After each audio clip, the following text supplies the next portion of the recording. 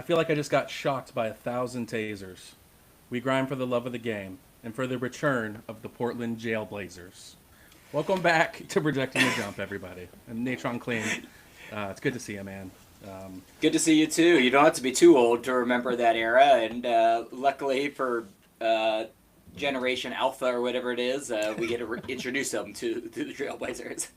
Have you watched that documentary, or is it just too much retread? I haven't had the heart to watch it myself. Have you? Yeah, I did. Now, there was a lot of things. So we're referencing the bunch of motorists are blazing by at 100 miles an hour, some street bike guys. Motorists. I live down by the river, so it's the street bike guys. But yeah, I did watch it. So Jailblazers on Netflix. It's I think it's part of the Untold series, similar to like the Malice in the Palace one or Winning Time about the Pacers. If you haven't seen it, and yeah, it's fantastic. I didn't fully know, so I saw they have these hyperbolic posts. It was on Twitter, and it was like a picture of Dame and Ja Morant, who is now a Portland Trailblazer. And it said, "Who will stop this duo?" And someone just retweeted the Lake Oswego Police Department. Which is what led to this intro that I thought of in the shower yesterday. Oh, that's tremendous. Natron's just going to grab some materials. So yeah, we're starting with a special edition of Blazers Corner because I haven't had a chance to talk to Nate about this trade, partially by choice. I wanted to live on pod kind of get into like, how did you feel when you heard the news, when you saw the players, and then we'll kind of talk about what the rotations look like for fantasy, but it feels like they're not done. So I'm going to toss this to you, Nate. Any way you want to kind of process this on pod right now. What are we doing with the Ja Morant news and with the Blazers as a whole? This 1 year head coach, a head coach getting a 1 year contract, it's like unheard of. So it's just a strange era stemming out of this new owner who wouldn't even give the fans T-shirts to color coordinate at the playoff game. So air it out. The floor is yours. This is a safe space. I appreciate the counselor corner here. Counselor corner, yeah, fair. Settle in there. It's interesting. I'm on a few different Blazers group chats, obviously, and you could just watch people go through the range of these different steps. I think It was initially the reaction was very negative on my part. I think I put Ja Morant into that category of players that other teams got. that would get passed around, and you'd be like, "Oh, that was a bad contract," but maybe it'll work for them. And it kind of stinks when it lands on your team. I imagine this is how Wizards fans have felt for years, or maybe they currently feel. I don't know. That's how I felt in the early aughts when the Sonics traded for Patrick Ewing's knee braces. I saw Patrick Ewing last season, and up there, he was okay. You saw his knee? You physically saw him in the crowd? Well, when he came to Portland. You caught one of those games. I did, yeah. Row 7. He was 7 years old, young Natron Clean. I might have been, yeah. But just to talk through the Ja Morant trade, I kind of broke it down into a pros and cons, and trying to talk myself into being positive on this. So I'll start with the pros. I mean, the upshot is it was basically free.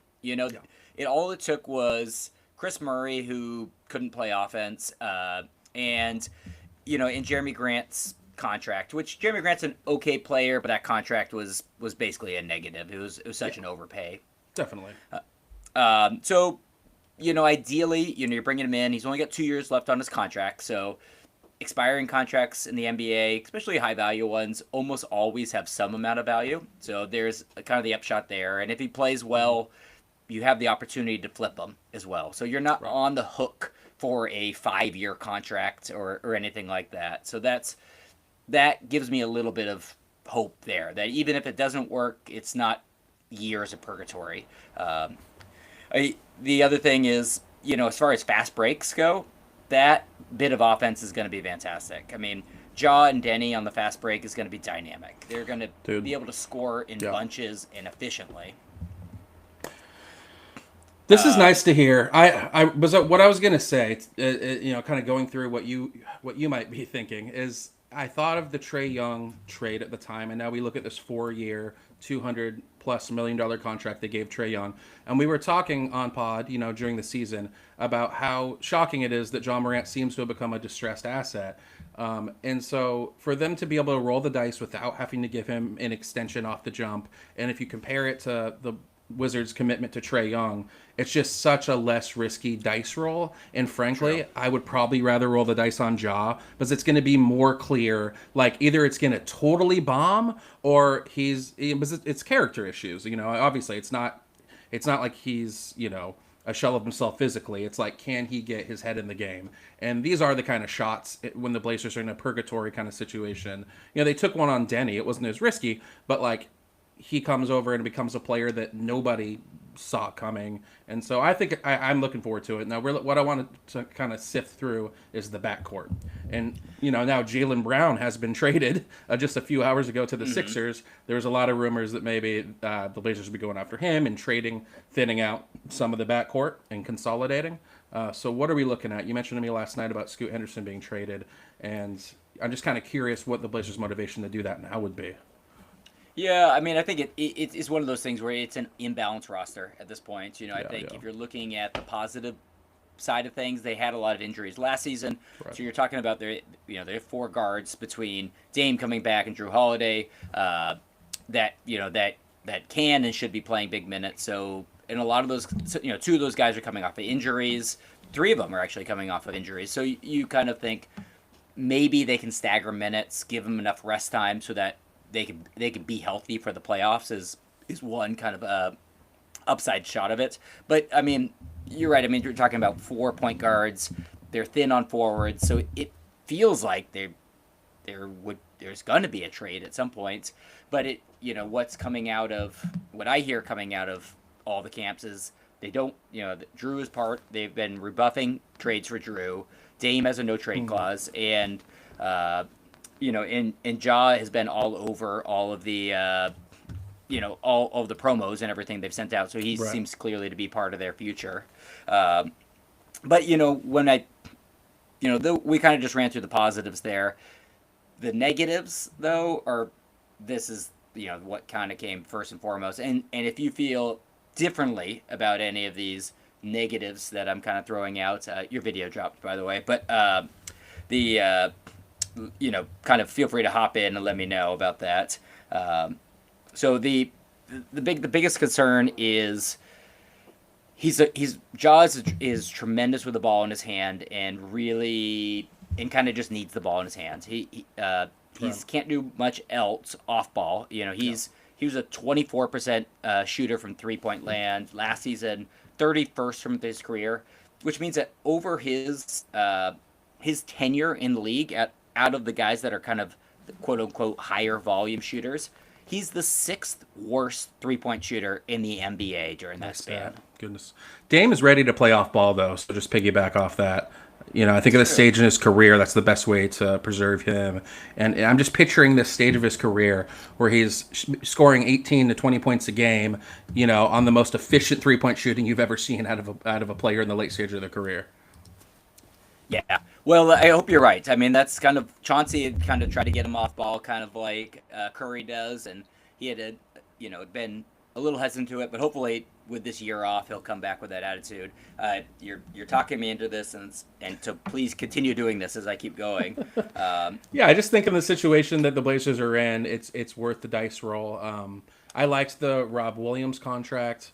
A quick little fantasy nugget is I'm a little concerned about my boy Kling Kong. I feel like he's just ready to be overdrafted. I think.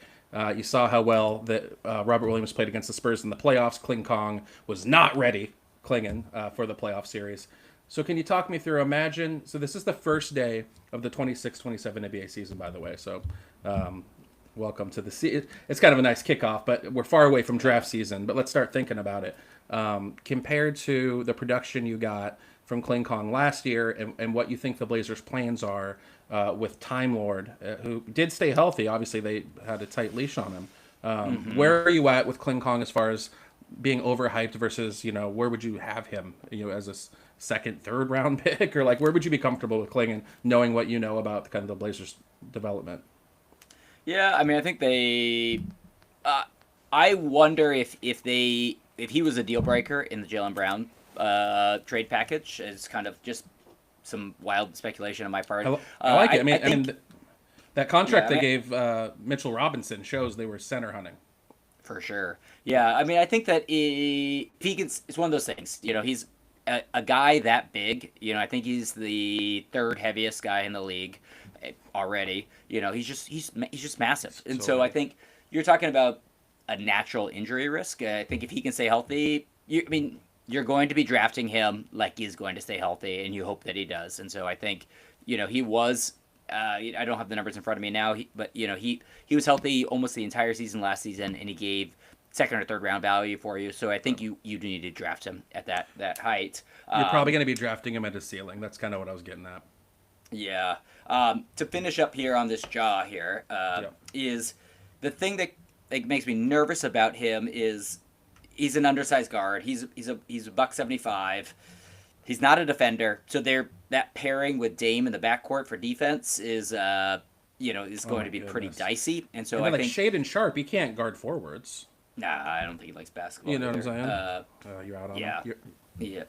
Yeah. I just don't know if he wants to play. But I do think that would to tie back into Klingon, and then we'll kind of finish up here with Ja. I do think that backcourt pairing could help Klingon, because they're going to basically be funneling all the. Kamara can only guard so many guys, so I think that they're going to have so many blow-bys that are going to be coming right at Dongan Ben Klingon, oh my God. And he is one of the better rim protectors in the league. So I think that he's going to have, I should say, he's going to have all the opportunities for shot blocking that he can handle. That it just has me thinking of Time Lord, though, as as far as springiness on recovering on the weak side, getting shot blocks out of nowhere. That's going to be he's just going to be a fun. I think he'll be a season-long hold. Time Lord is kind of what I'm getting at. I think you grab him in the 10th or 11th round, and I think you're going to have a center you can hold the whole season. Yeah, I think it's one of those things. I think Robert Williams per game is going to be through the roof, and his total is going to be outside of the 120, but his per game is going to be maybe top 60, top 50. But my main thing to wrap up, John, my last kind of main takeaway, the first thing I thought of when the Ja trade happened, the thing that I continue to think about it now is, it's one of these things that was kind of thrown out. I think it actually was Bobby Marks that had said it maybe a year or 2 years ago.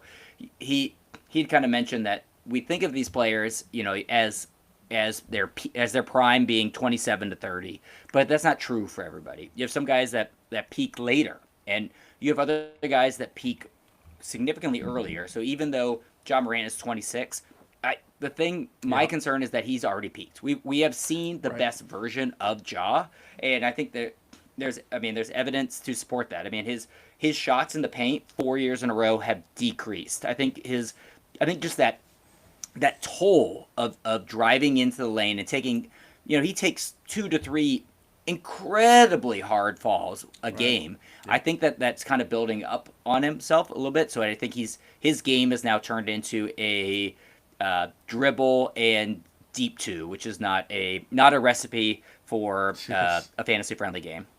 When you were describing that career trajectory, I thought of Georgia Tech and New Jersey net great Kenny Anderson. Same with Derek Coleman, actually, on the same team, but they had this early trajectory that made them look like they could be potential Hall of Famers and multiple all-time All-Stars, but both of their peaks were just about the 4 years there. And then they, Kenny Anderson got traded a bunch, played for the Sonics for a while, Boston. He got, just became kind of a journeyman, but he also, I think, had some character issues too. So I hope he can figure out, and it'll be really fun. I think. So let me ask you this: when I'm thinking about Minnesota, who we'll get to soon, thinking about LaMelo Ball coming over there, I just think about the life it's going to breathe into the building, about just the spark, the energy. Now, are Blazers fans going to, as the season approaches, are you going to... LaMelo Ball will definitely be sparking it up. Is that what you're saying? Oh, he'll be sparking. Yeah, Ja will be sparking too. But do you think that he's going to ignite the fan base? If are you going to be watching highlight compilations in September? Getting yourself jacked up with the boys? We're sickos, and so I feel like it doesn't take much for us to kind of get to that spot. But you're right. He will bring tons of energy to the team. Do you think the team is going to be better this season? It's just such a jumbled mess. I couldn't even begin to project. There's just so much movement. I think it's going to have. I think it has a higher ceiling on paper right now.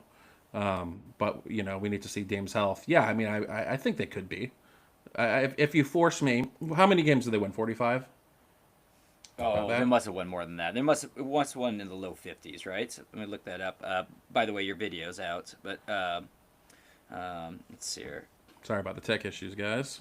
We're trying out a little new feature here. So let's see here. They won last season 49. 49 and 33. Good for 6th place in the West. Yeah, with some of the, I mean, look what the Lakers did today, and let's get into another team. Blazers quarter must wrap up, but I would probably take the under on 49. I'd take the under on 49. Yeah. Okay. Yeah. Yeah. All right. What do you want to hit next? Well, let's hear. I mean, do you want to stay a little bit in the Minnesota Charlotte range there and kind of hit both? You have anything else you want to touch on either team there? No, I mean, I guess just the Jaylen Brown news is so like in the forefront of my mind. I don't even know what the fantasy fallout is for that. My first reaction is you hate to see a player like Tyrese Maxey, this fun, evolving young superstar, have somebody come into their backcourt who's clearly wants to be the guy. So as far as looking at Maxey as a first-round player, let's just start there. Maxey and Brown, how do you envision that working as we're looking kind of the first couple rounds of our drafts? I think I still feel significantly more comfortable with Maxey, and it's not particularly close. I mean, I think that everybody was going to take a small hit out of that lineup in comparison to last year, but in Edgecombe as well. But I mean, Edgecombe maybe not, but we'll see. But I don't think Maxey's going to bring quite as much as he brought last year, but I still feel very comfortable drafting him, and I feel very differently about Jaylen Brown. Yeah, Edgecombe. I mean, I really want to get behind him, but it's just bringing in Jaylen Brown again can kind of mucks up what he's going to project like as far as expected volume, game to game, especially with Dean Wade coming to town. 4 years, $39 million. I don't know why that contract is stood out to me so much. I was telling Nate. It seems like there's crazy contracts that went out, and I feel like there was just like ping pong, like the Giannis trade happened, and I feel like there wasn't that many like texts that went out, and that Dean Wade signing happened, and all of a sudden both of our phones are just blowing up talking about like, did you see that Dean Wade trade? Yeah, man. I just know that you've been obsessed with the plight of the Cleveland Cavaliers trying to find the right wing. Right. And it's just kind of funny that someone went out and paid one of their failed attempts at that solution. And it was the Sixers. Right. So I have kind of two main takeaways, I think, from this. I guess this trade. I think the first is Jaylen Brown, very good player. I like Jaylen Brown as well. As a player, and just kind of rooting for him. I'm pro Jaylen Brown. Last year he averaged 29, 7, and 5. He had the second highest usage in the NBA. Right. And I'm going to make a bold prediction here on this podcast today and say that Jaylen Brown will not be in the top 65 per game next season. Yeah, but that makes sense in 9-cap because he needs really high usage to get there because he turns the ball over. He's not a particularly efficient shooter from the field. He's an okay free throw shooter as far as percentages, but at a high volume, he's not a smash. Right. And so that's going to be interesting next year. I mean, the second highest usage in the league last year. I want Maxey to become that guy. So, it's just going to be interesting, and hopefully you can get a bit of a discount on Maxey because of the Jaylen Brown thing. Yeah, that's a great takeaway there. I think Jaylen Brown's per game or his total will probably be okay, but his per game is going to be bad. The second is more of just a touchy-feely thing. If I could just go back into Counselor Corner again for a second. Do you think the 76ers are cursed when it comes to forwards? They've tried their hands at great forwards in years past. Jimmy Butler, PG-13, Al Horford, Tobias Harris. all these guys have cycled through. Do we think that Jaylen Brown is going to be cursed walking into the situation? I mean, I know that Sixers fans probably feel that way, but they did draft Charles Barkley in 1984, who ultimately they got a garbage package for in like, what was it, 93, 92? Like Jeff Malone and some like white guy with a beard all over his face. Mark West maybe was in that trade. Jeff Hornacek was in that trade. Anyhow, so I guess you give him credit for the Moses Malone. I guess he was more of a center. By trading Barkley, they've been cursed because they had Dr. J before that too. Right. But they had Clarence Weatherspoon, one of the more mid players on NBA Jam. Yeah, I don't know if the Sixers... your boy Derek Coleman for a minute too. Yeah, that's an interesting point. I never thought of that, a positional curse that the Sixers have. I think it's just a general vibes issue that Maxi's done a lot to rectify. But Dominique Barlow, he's something. But no, don't worry about Ian. If you're listening, a positional based curse. It's just a general dark cloud that hangs over your franchise. It's not a positional thing.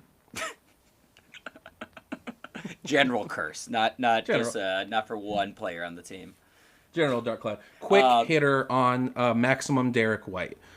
So Brian Windhorst today said the Celtics internally felt that he had a better season than Jaylen Brown. We've been big Derek White guys in the past.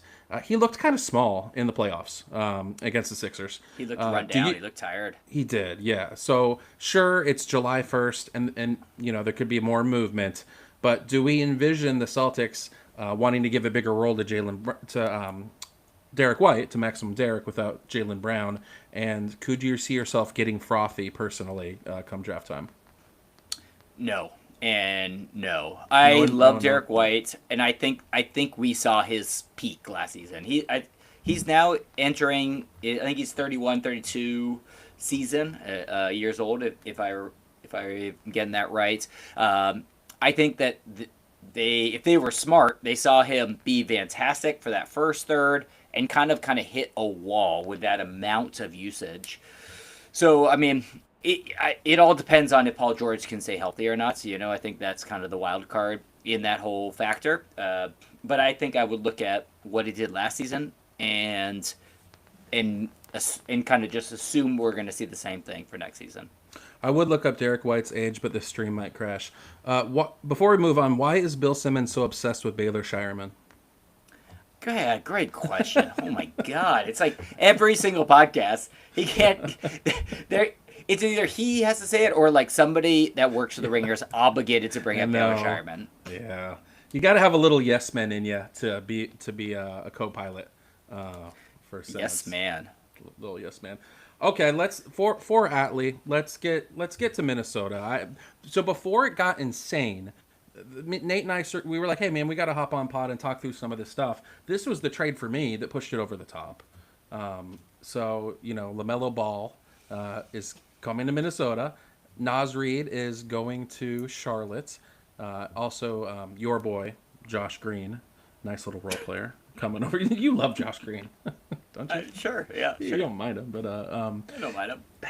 Anyways, the initial winners from that trade for me is NBA League Pass lovers, because the Timberwolves are going to be insanely fun to watch. That's no doubt about that. I mean, they already were must-watch TV, just with the swagger and the way they played and the competitiveness.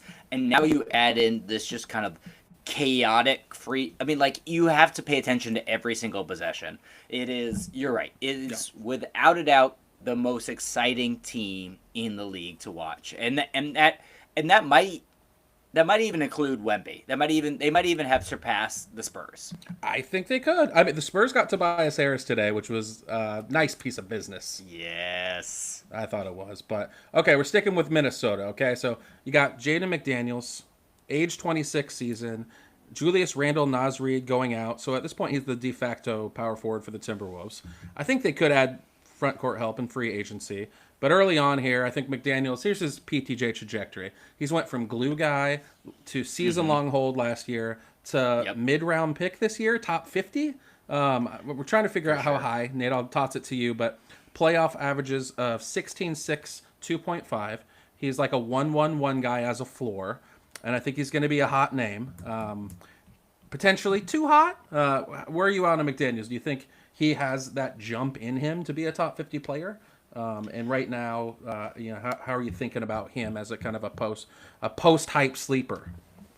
Yeah. Oh, I love the way you just kind of painted that. I mean, as far as like him kind of being on the fringe and moving up, and then now, I mean, almost entering that Derek White like too hot to draft Exactly what I was getting at, category. dude. That's exactly what I meant. Yep, you got it. And I mean, I think it's gonna be. I almost want to. You almost now think about like what having those two guards. He's gonna have so many shots for hit, like so many more open shots available to him this year, and I think that is going to be. We're gonna see a lot more scoring and a lot more threes out of him. So I think it's very safe to assume a jump up, and I think it's gonna be. It's just all going to be dependent on how high he rises on these pre-draft rankings because he's very comfortable in the top. I think he's top 50, like 40 to 50. I agree. So 45 to 60 range. So I think in general, and I had jotted down, Nate, that if we did our playoff overreactions to fantasy basketball this year, I think McDaniels and Ayo Dosunmu would have shared the thumbnail. Yeah, that's true. So the next player we're going to talk about in Minnesota is Ayo Dosunmu. He's also entering his age 26 season. He just signed a 5-year, $112 million contract. So I've heard some speculation that he could be their starting small forward. So if that happens, that's a lot of athleticism, kind of playing small ball. If not, he could be like a 6-man of the year favorite. But here's my concern: like, yeah, I want him to stay in the sneaky flyer range of drafts, but I can see him getting steamed up. So we got to dig into the profile as it gets closer to draft season. I've always felt like he's more suited for points leagues, but then again, he's a fantastic free throw shooter, and so at a high volume, he could be like a DeMar DeRozan kind of level boost for your team. So that's something to consider. So can I interest you, Litke, in a high volume free throw, Ayo Dosunmu getting about 16 points, 5 rebounds, 5 assists, low turnovers, great percentages? Can I interest you in that, and what would you be willing to pay? Well, I'm very curious, and I'm not sure what to expect because last season what they needed playmaking and scoring, and he brought that. But it was interesting because in Chicago, he brought a little bit more of the Jaden McDaniels to his game. He brought a little bit more to the nitty gritty kind of like glue guy type stuff. Right. And so obviously he got paid. He got paid because he was that playmaker, scorer, and so he got Pizzade. He did, and so I'm curious to see how he views himself, and I think that's the thing. That's the question. Is he like that makes him become a top 75 player or more of just a comfortable top 120? Right. Yeah. So existential question. Like, what does Ayo Dosunmu think ultimately of Ayo Dosunmu? Yeah. Whoa. Counselor Corner again. That's kind of what I heard you saying, but I did want to. Did you see the 43-point game versus Denver? Yeah. Did I see that game? Yes, I did. I did. It was like breathtaking. Like there was something about it that seemed like it was like made like it was filmed on a green screen. It was miraculous. It was something to behold. But I want to point out, Scrubs getting in there, all heart. As you see behind me, so his 43 points off the bench. That was the second most by a reserve in NBA playoff history. Do you know who is first? Do you know who that's trailing? Wow. I don't. 1976, Natron Clean against the Suns. Seattle Supersonic great. And that was before the 3-point line. So he earned that nickname shooting a bunch of long twos, scoring 45 points. So shout out downtown Freddie Brown, R.I.P. Man, and your record still Ja stands. Morant. So had to touch on that. Let's get through this. We got a lot of guys to do in half an hour. Yes. I did want to touch on Terrence Shannon. It's also his age 26 season. He was an old rookie. So his all of a sudden his early prime is here, and I loved what I saw in the playoffs. So I just want to mention him as an interesting flyer who could have some increased usage because I like what I saw from him in the playoffs. And I might take some shots on him. Yeah, there's not much depth there, so they need the playmaking. Yeah. You like the player? Oh, it's okay. Yeah. It's fine. Okay, fair enough. Anything else on Minnesota that you want to touch on? No, I think that kind of like hit the broad strokes at least. Okay. Can we do Charlotte so we know we covered that? Sure, yeah, let's do it. Let's do Charlotte. So, I actually didn't know until last night that so much a flurry. The flurry was so intense that I didn't realize Miles Bridges was headed to Phoenix. So that was the biggest yeah, snake of a trade. I mean, yeah. that trade was spectacular for Charlotte. I mean, 10 out of 10. I loved it. All of a sudden, they have these role players, but it also is it's bullish, as they say, for Naz Reid, age 27 season. Just picturing him as a full-time stretch four in the clit, in the CLT. I just think, yeah, I'm picturing him with those young shooters, and yeah, I love that. I love that. We'll stick to the clit. Kobe White, somebody we've loved on this podcast for a long time. Also, age 26 season, steps in as a starting point guard. I'm concerned he could be overdrafted based on what his stat profile is, and I probably will be participating in that. Yeah, he's one of those guys that I would love to get for cheap, and I think he is going to go for wildly high. And to be honest, the way I envision this kind of team going, so I mean, out the door with LaMelo and Bridges, you're talking about 37 points, 13 rebounds, 10 assists. I think, so and they didn't really bring many players back, other than Grayson Allen, Royce O'Neal, Naz Reid, and two rookies. Did you just crunch those numbers while I was talking? I didn't. I crunched it while I was watching the USA win today in the fantastic. round of 32. Oh man, that's fantastic. But yeah. So I mean, I think there's a lot of opportunity there, and there's not a lot of there's not as much incoming stats to kind of fulfill that. I think the one thing that I'm really my first reaction when I think of Charlotte is that a lot of that playmaking, because once again, like you mentioned, Kobe White, we both love him.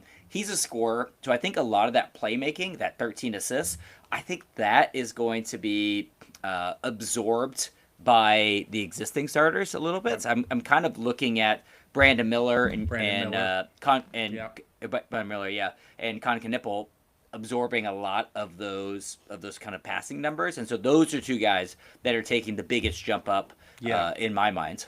I'm going to be hot on Brandon Miller. Con Knippel is going to be a really popular player because he's a great white. Like, there's something about a budding Caucasian American player that just sends our draft into a fucking frenzy. Like, the amount of money that those boys are going to spend on Con Knippel's puffy, rosy cheeks is going to be astronomical. So I'm going to find myself with a lot more Brandon Miller, I feel. Yeah. I think I would be happy to get stock in either, and I think Brandon Miller is the guy that I think has the higher upside, because he also has 1 year ahead of Con, and so I think that it's more likely to see a bigger jump from him as well. What did you think about the trade, just strategically for the Hornets in particular? I think we know that the Minnesota Timberwolves felt like they needed to take a big swing. It's a bold swing. It's the kind of thing that Tim Connolly does, dating back to his time in Denver. But what did you think about it for Charlotte after LaMelo had this career year and then, once again looked like he wasn't ready for the moment in the play-in? He did make that final layup, but in general, he was kind of a mess.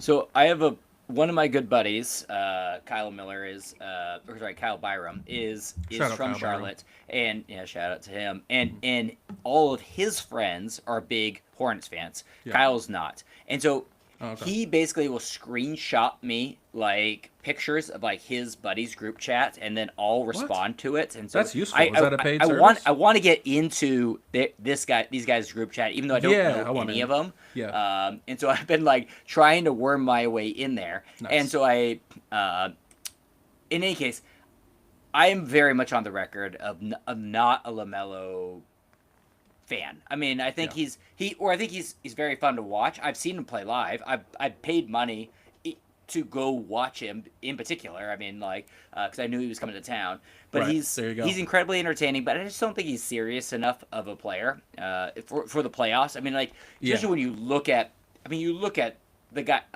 this last two rounds of the playoffs this year. I mean, you watch Stephen Castle, you watch Lou Dort, you watch Jalen Brown. I mean, these guys, every single possession matters. And I think I think LaMelo takes too many lackadaisical plays off, or just kind of like takes way too many heat checks, even in the course of a play-in game. So I think getting rid of him is smart. Selling high, especially after he's coming off of a healthy season. Okay. Being able to sell Miles Bridges. Yeah. I think he's on court. I think you can find that value. I mean, he's neither a defensive player nor an elite offensive player, so I think it's fine selling. I think off court, I think he's not the type of player that I would like to root for, and the fact that they got unprotected picks from Phoenix for that is, I mean, just is even if he didn't have all the character concerns. And we're talking about Bridges here. There's plenty of character concerns going out of Charlotte. Right. Yes. Yeah. That's true. Yeah. But yeah, that's my thoughts on Charlotte.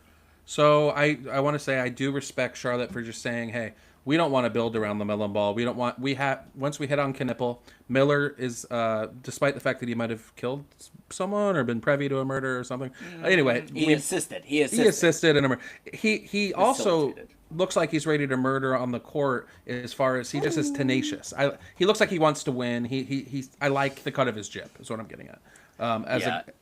As a guy who can hit big shots, I think in big moments at some point in his career, I could see it. So I do like the idea of saying, hey, like you said, selling high on LaMelo. And so also when we go to Minnesota, I kind of like it for them. I think with Anthony Edwards, who's the ultimate alpha, or as I mentioned to you, he's a credible messenger. You know, in social work, we say, if you're working with somebody and you've had those experiences, then you're more of a credible messenger than somebody that's just like got a degree and some ideas and they're like, sweet, but you don't know what it's like to deal with my reality or whatever. That to me is Ants and LaMelo, and that Ant's a cool guy, but he's also like someone to look up to. So like, if LaMelo's ever gonna get his shit straight, Ant's gonna be the guy to be the 1A to the 1B, and I think it's gonna be fascinating theater. Yeah, A+ take there. I think that's tremendous. I appreciate that. I know you got. So I'm looking forward to this. We're gonna do a little bit either or, I think, style PTJ rapid fire game. I got a couple quick hitters, Nate. You want to hit them? Or do you want to get into the game and then save some of that for the end? Can we just touch real quickly on the last massive trade before we kind of get into this either or? The Walker Kessler trade? The Walker Kessler trade, yeah. There's so much to talk about. Yeah, let's do it. Yep. So let me start off with, do you think Walker Kessler will be a top 25 player next season? Yes, if he stays healthy in a 9-cat league, yeah. So you will be drafting him at the end of the second round? Not if I did 10 leagues, I would be willing to pay that price twice. Okay. Does that help? Yeah. A little bit. I mean, I think, and let me ask you a second question, a follow-up here. So, I mean, so obviously the cost for Los Angeles to trade for him was wild. I mean, two unprotected firsts and a swap as well, if I'm getting that right. Bro, yeah. So I guess let me ask you this. So when I'm looking at his stats, I want to know which one of these two things you believe in more. Okay. So obviously we know he's an elite field goal percentage player, 68% for his career. Lock it in. That's just going to be a thing. Lock it in. 10 plus rebounds. Lock it in. Lock it in. Defensively, his blocks. If Wemby didn't exist, he'd be the best shot blocker in the league. He's an incredible shot blocker. It's not just his size. It's when you watch him, it's the way he reads the play. Yes. So my question to you is, which one of these do you think is more likely to transpire over the course of next season? Mm-hmm. The career 55% free throw shooter, or the budding three-point game that we saw at the end of last season? He had 1.6 attempts per game and small sample size, but he was making them at a league average or better. And it looked good. It's not like Donovan Clingan, who takes 8 years to fling it out of his slingshot. Kessler looked smooth when he was shooting that thing. No, but seriously, what is up with Kling Kong's delivery? It's like, dude, it's like he's sending it snail mail instead of email. He knows at the time. He's 7'1". What are you gonna do? Block it? I just understand that this podcast was always going to be about the Blazers for me, but yeah, I believe in Kessler becoming a serviceable 3-point shooter that defenses have to respect. A la Nurk. Like, I could see him being like a Nurkic level 3-point shooter. Maybe a little better. Okay. Yeah. Cool. Do you have anything else you want to dive into with Walker Kessler before we move on? Or the Lakers in general with that? Yeah, well, I'm just gonna. This could be even clippable, but what it reminds me of is I think this year in fantasy, the top 4 picks are locked in. I don't think you usually get that. Top 5, really, and I don't think you can argue with Wemby, Joker, Luka at 3 for me now. I just think that the team they built around him ahead today, of SGA. I don't see SGA on the draft board. And Fair point. And then for me, Giannis in Miami now, and Cade Cunningham. That way you can enjoy your team. You don't have to deal with that flopping, foul baiting fool at all. Which, by the way, if you take his headband off, does the whole hair piece come off? Your hate for the state of Oklahoma extends all the way to the dome. Dude, real quickly, allow me to indulge. Have you watched these body cam videos on YouTube? Are you familiar with their offerings? Police body cam footage? No. Because you have a family, I get that. But they're all the rage. For someone at 1 a.m, who should go to bed, they end up watching body cam videos. You know how you are, the listener. You know if this is you. And there was this body cam footage of this guy. He calls the police on his wife, who's gotten drunk as hell at like 2 p.m. And like it's like a strip mall, but they have a crappy patio, and it's like so depressing looking.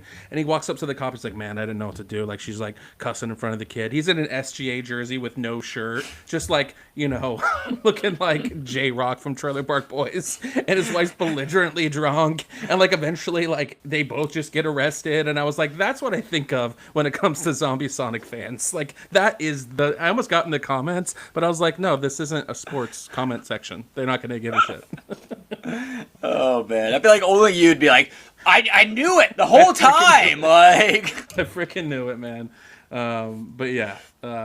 Anyways, today is the anniversary of Kevin Durant choosing to leave that podunk town. What a beautiful morning that was. It was July 1st. But I digress, Nate. My bad. So Austin Reeves. Yeah. Can we touch on Austin Reeves? Second banana sure. Austin Reeves at worst. I'm fascinated by him because Luka tends to miss time most seasons. We don't predict injuries here, but I think it's baked in around 70 games a season as a projection for Luka. In that range, I think is fair. But Austin Reeves, he's a second rounder in this situation. But if Luka missed any time, he would flirt with first round value. Is that wrong? No, I think his floor has been risen. I think he has risen. So I think his floor is so high. I think that you just feel really comfortable drafting him at this point. Yes, he's a comfy click. Yeah, he's a comfy click. Okay, Nate. Okay, so I want to run through some of these. I want to get your opinion on some of these guys here, and these are all players that have mainly changed situations in the last week, and other than one, but he has a new contract, and so this is just going to be a head-to-head, and I want to know who you're drafting next season. And just to be clear, this is for the listener. This is 9-cat for sure, right? This is 9 category, correct? Yes, yeah. Just redraft league. Yeah. So starting with the guy you mentioned earlier, Tobias Harris going to the Spurs, 2 years for 31. He was the 110th ranked player last year. Or John Collins, replacing him in Detroit, 3 years, 51. 116 for his rank last season. This is such a good licky question because, like, the Spurs sorely needed a grown up in the room at power forward, and they got him. I love it. John Collins, I'm confused as to who he is at this point in his career, but I like him going to Detroit. I think it's interesting. It's interesting, the ghost. This is such a tough licky question. It's so good. So I will default to my standby when I need a bottom of the roster guy, and that is Toby Harris. Yeah, seems safer. I think Toby seems safer. John Collins seems higher upside. Yeah, but is that historical upside that we can't quite let go of? Is my question. Yeah. Could be. Yes. It's that I'm sure we're it is. chasing Yes. that year he had with the Hawks. That was insane. Yes. That happened. Right. He was like a second Top round 20. value that year. Top, yeah. So I'm gonna go Toby Harris here. And then what you got? I love this is the best. Okay. Game. All right. So Toby Harris. Next one. They have two guys from the same team, but new to the team. So we have Khalil Ware, the 59th ranked player last season per game, and Tyler Hero, the 48th ranked player. Damn. You're cold. Okay. Man. Yo. That's so good. So the two, I would say, I mean, Jaime Jaquez is a nice player. I actually, just quick side note, liked what Milwaukee got. Like, because we've known it's a distressed asset when it's known that you're going to trade this player for that long. He's earmarked to only a couple teams. I didn't think it was a king's ransom, but I didn't think they got fleeced. I mean, it's a lot better than what the Celtics got today for Jaylen Brown. So, you know, I think it depends what the price is, Nate. It really does, because Khalil Ware is going to be a really fun, still Miles Turner there, right? So Miles Turner played horribly last year, next to Giannis, and then in general. I mean, he was, I don't know how I turned him into Donovan Kling, and I appreciate the offer. It was Kent Yoder, so welcome to the league, Kent Yoder. That was appreciated as I went back-to-back, which felt great. Back-to-back champ here. But to answer your question, I think Tyler Hero stepping That wasn't my question. That wasn't my question, whether you went back-to-back in our league. So, Nate, this is a really tough question. Gosh. It depends on cost, but in a vacuum, I'm going to chase this, like, mega usage Hero season in Milwaukee where he's from. I think it's a cool story. But is he going in the second round? Because that's a little rich. I mean, where are we projecting him? Yeah.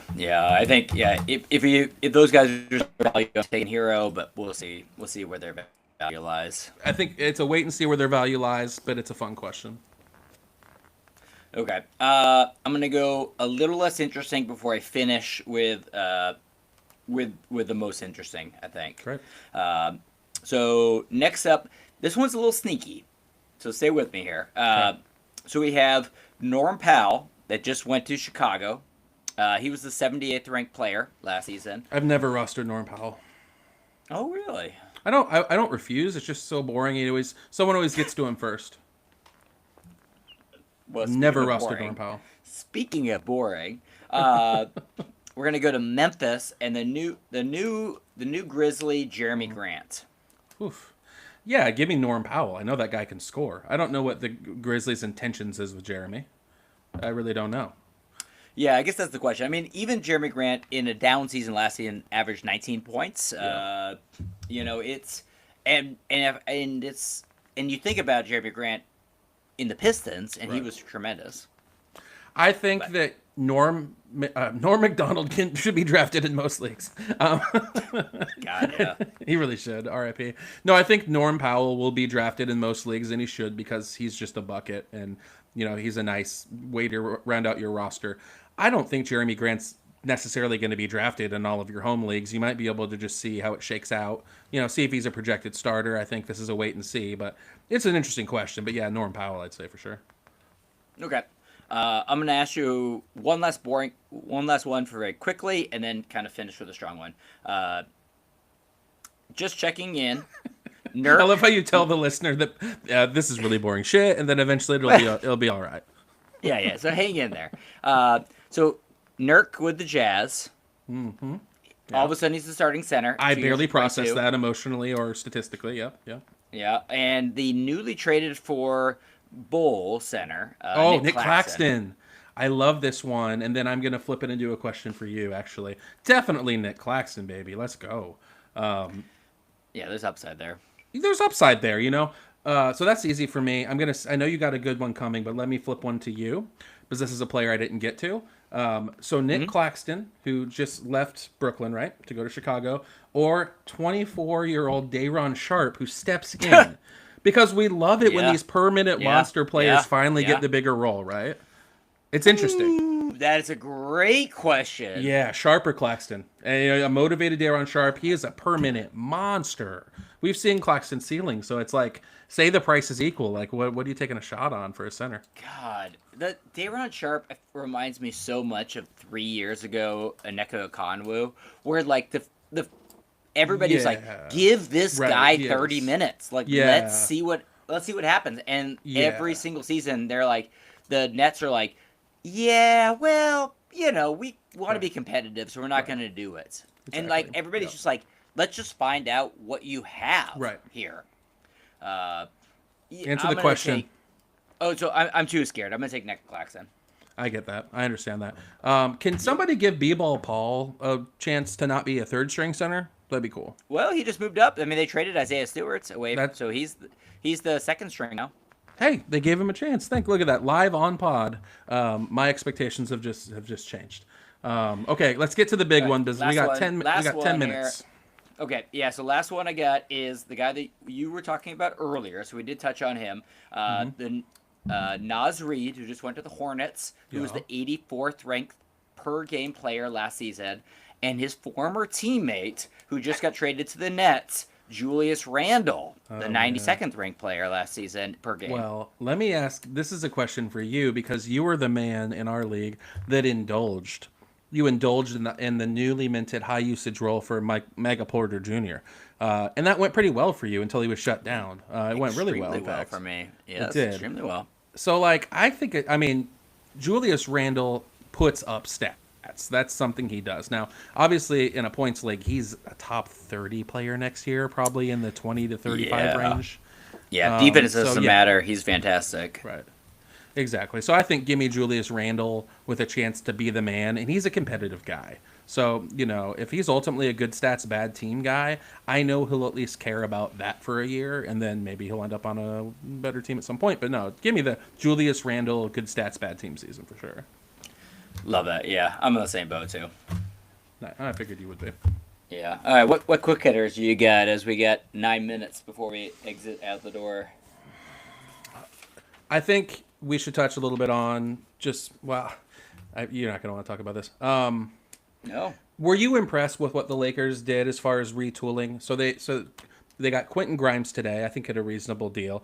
Sandro Mamukelashvili is replacing Rui Boy, your Hachimura. boy. My boy finally gets his role and gets his way, and he was met for the glitz and glamour of LA. He's gonna look that pasty skin is gonna look great in that gold jersey. Because I'm he's looking white.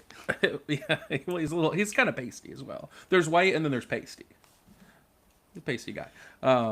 But yeah, I don't know. Like, what do you? Colin Sexton. The Right. Quentin Grimes one was really good. Yeah. I mean, I think it was smart. They moved on. They added more depth to their team. They needed more depth. I think they kind of they insulated themselves from injury a little bit and gave themselves more kind of bites of the apple. I mean, they moved on from Marcus Smart, obviously, and then. Yeah. But I think that I worry a little bit about the athleticism. I think we see that from time to time with a bunch of really skilled players, and occasionally, like the Warriors ran into this. I think it was last season and the season before, where you kind of just need a little bit of a drink stir to kind of get in there.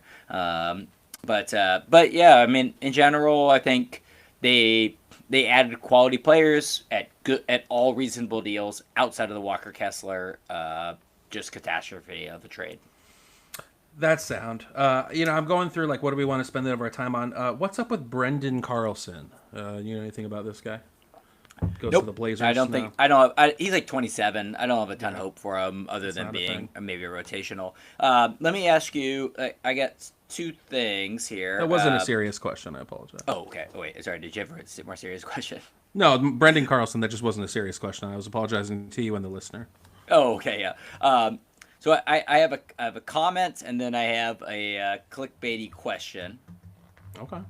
The comment is, I've noticed that I think that Wemby just got the league's centers paid this year. I mean, the amount of good first take. round picks that got traded for centers this Yep. season, the amount of dollars that went out in new contracts for centers. I mean, we will see what Jalen Duren's new contract is, but I mean, I think that is that has been one of the things that has stood out for me from this free agent signing season. Even Jacques Londale randomly got like a 1 year, was it 19 or 21 million, right in that range? Oh, Like I I don't know why missed that. yeah, 1 year deal. Yeah, the Hawks just like, okay, we'll give you, and that to me is a going rate for centers deal where Jacques like, hey, I want that rate, and the Hawks like, cool, you can have it this year. Like, Right, and Santi Aldama just got traded for a first round pick and change as well. So I mean, it's like if you're I a always center, pictured it's a good time to be a center. I always pictured Aldama on the Mavericks for some reason. Like that just makes sense to me. Yeah, he seems like a spiritual Maverick. Let's spend this time, Nate. Let's talk about what we think might still happen. What's on your wish list? What do you want to see happen? Is there any rotations you want filled? Any guys still out there? If you want to talk about LeBron, we could do that. Let's talk about LeBron for a second here. Okay. Can I just ask you a two-part, very quick hitter question? Yes. So of the three favorite teams, and those kind of favorites would be Golden State, Cleveland, or Miami. Yeah. Who do you want him to sign out of those three teams? Just personally.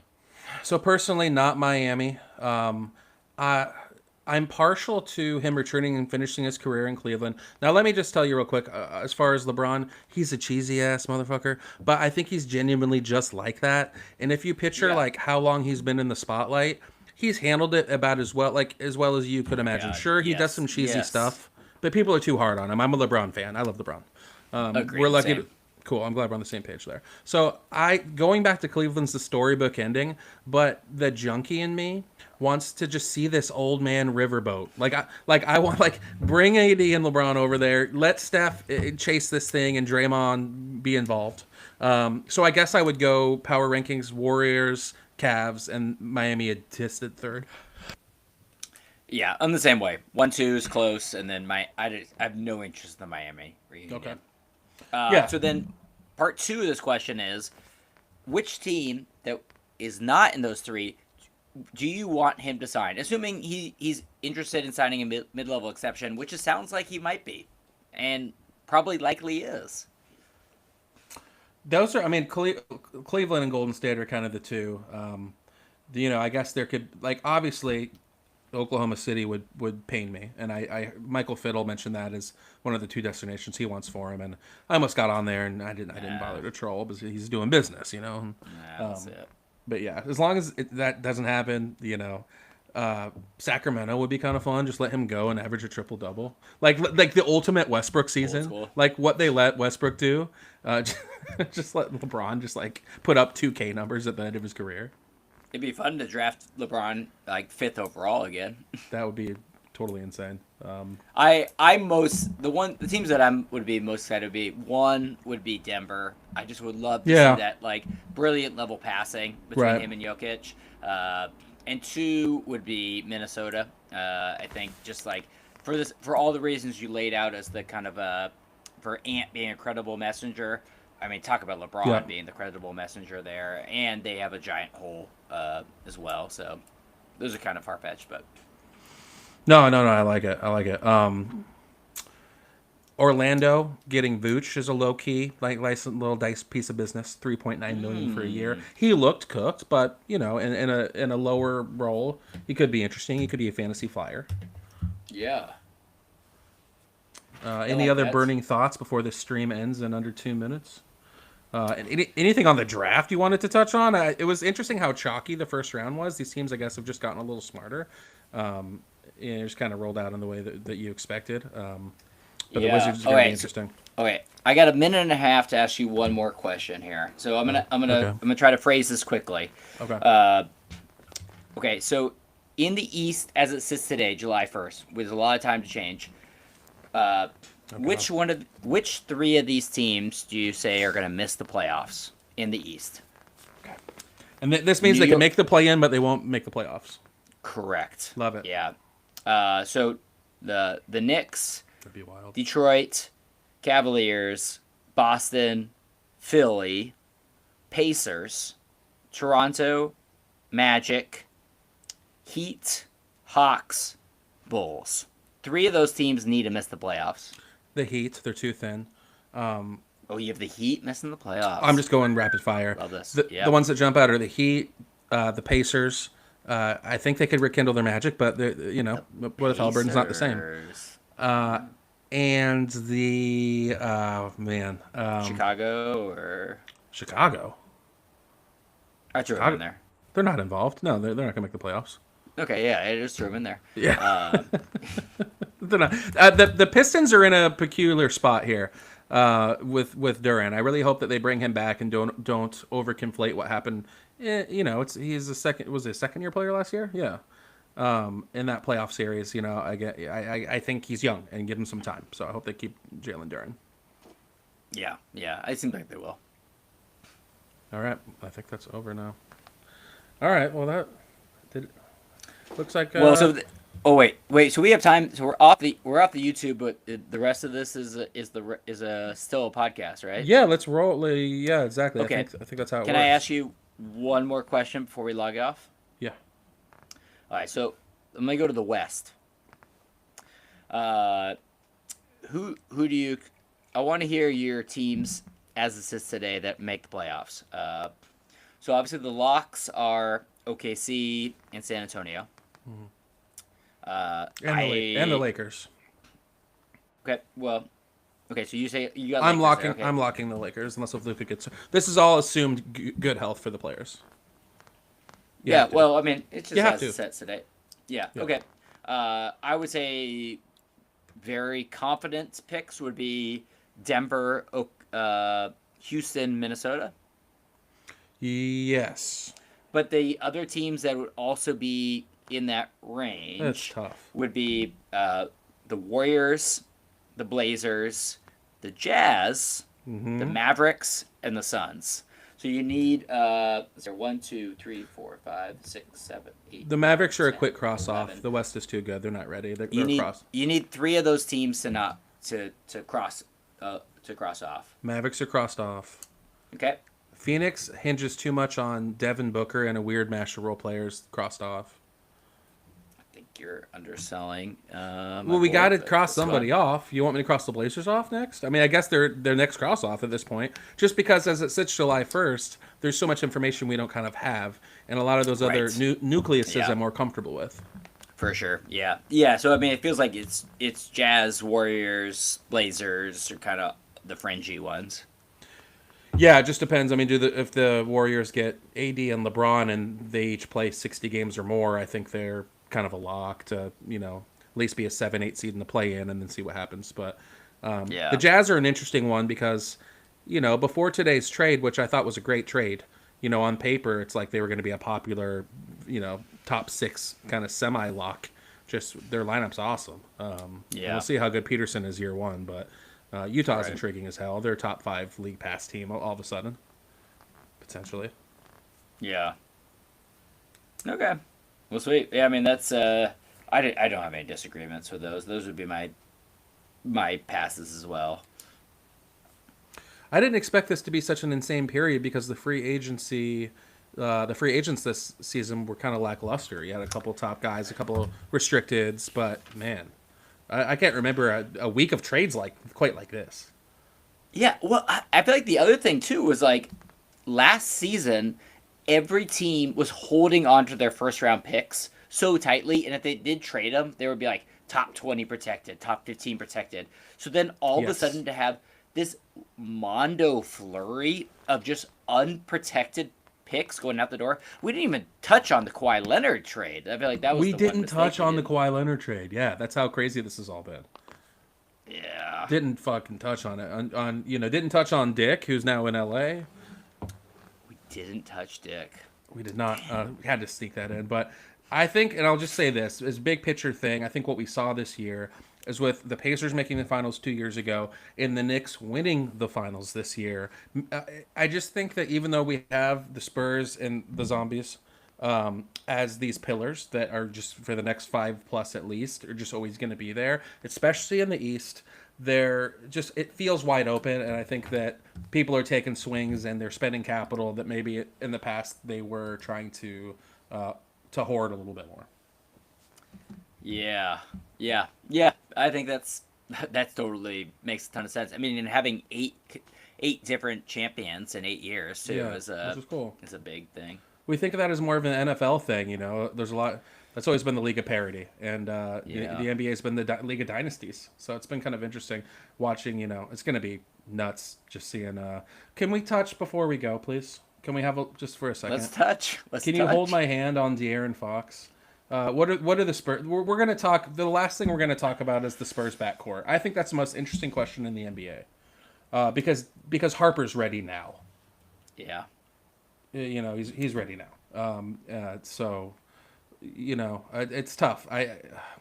I thought on that last play when Fox tracked that ball down, there was so much momentum carrying him that going up for the layup was the safer move, or he could have floated out of bounds. But after the game, he did himself no favors by just saying, no, I wanted the 2 points, and we haven't talked about that at all.